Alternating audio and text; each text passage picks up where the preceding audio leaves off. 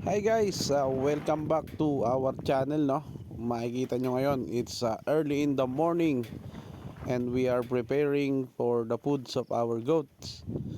This secret is one of my favorite. So yung mga bagong panganak na kambing is kailangan nila is yung maraming gatas para sa kanilang babies.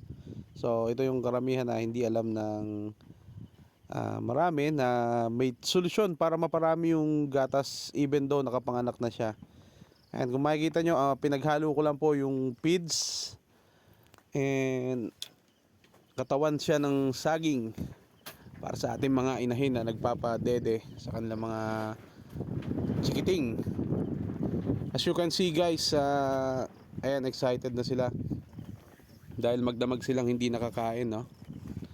So this vlog would be sana makatulong sa inyo, sa ating mga goat farmers, mga katulad ko na goat farmers.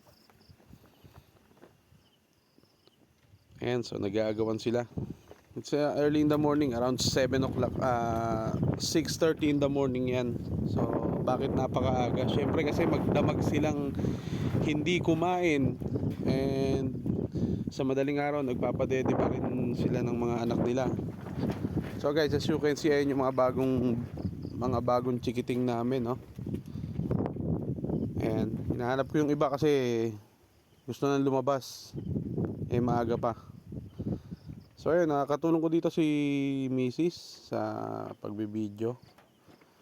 And hopefully guys, may natutunan kayo dito sa bagong vlog natin.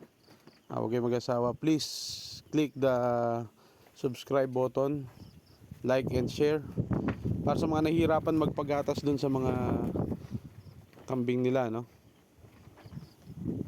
And thank you very much guys, and see you sa susunod na vlog.